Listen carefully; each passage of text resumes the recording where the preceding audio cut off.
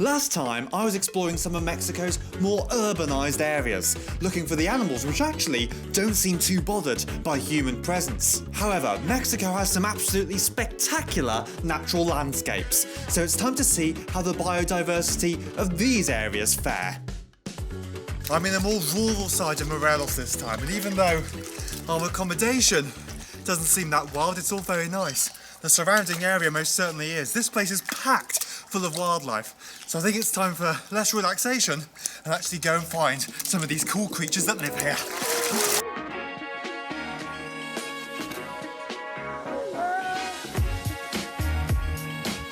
On that wall at the moment is what I think is a black iguana making the most of the midday sun here, and because they're quite large reptiles, they can afford to come out when the sun's blazing at its hottest because they don't dehydrate as quickly as a smaller lizard. And that black body means they absorb the infrared radiation of the sun a lot more efficiently as well. Fantastic. Let's see what else we can find. There it is, there it is, there it is. Oh my god, I've just seen an animal which I've never seen in Mexico before. A small little weasel ran across the wall of where we're staying here. This is a species which has various different subspecies or morphs, if you like. It's got a pretty widespread distribution, and the one you find in this area of Mexico is one of the most beautiful in my opinion. Amazing. Do you think it's amazing, cameraman? Yeah, sure, yeah. Good. I'm in quite an old building at the moment, and just up there on the roof there's a roost of leaf-nosed bats from the Rhinolophus genus, and they're called leaf-nosed bats because of the flat protrusion that comes off their nose. I'm not entirely sure what that's for. Waiting for the evening to come so they can go out hunting all the mosquitoes that are currently biting me to death. It's getting pretty close to nightfall now, so I think it's time to go on a bit of a night search, because after all, it's at night when things really start to come to life.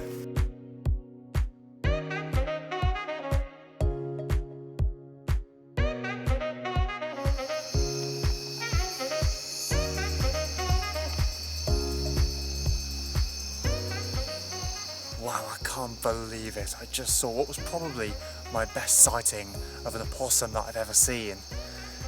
And it really showed off what a versatile animal it was as well. Climbing up that tree, extremely agile animals.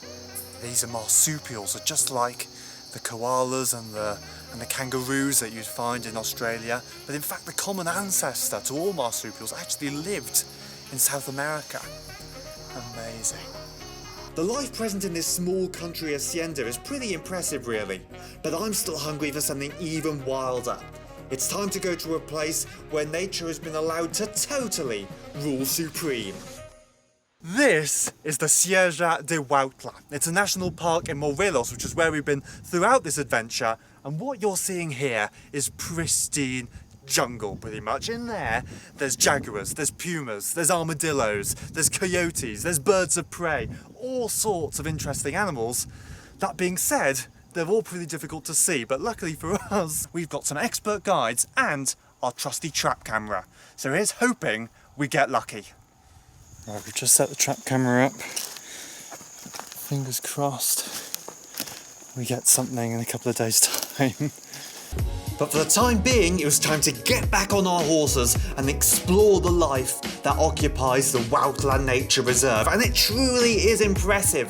This, for example, is a stinkhorn fungus, which uses foul smells to attract flies, which then disperse its spores.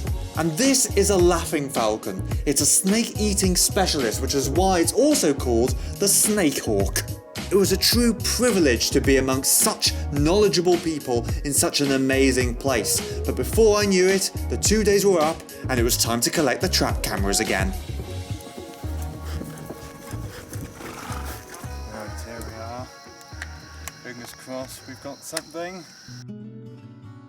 Now, it may not be the most stunning piece of footage in the world, but hopefully you can make out that that's an opossum, more specifically the Virginia opossum, the same species that we saw in the hacienda. And this is a white-tailed deer, a pretty widespread species of deer across the Latin American tropics. Well, a white-tailed deer and an opossum aren't exactly going to make the deadly 60, are they? But we've only got 2 days here. The trap camera is only out for 2 nights. Normally scientists leave these cameras out for months on end, and that's when they get things like jaguars and pumas and other species. Out there somewhere, there is a big cat like a jaguar or a puma, or an ocelot, or a jaguarundi, or an oncilla. The list goes on, and that's what really makes these places really precious.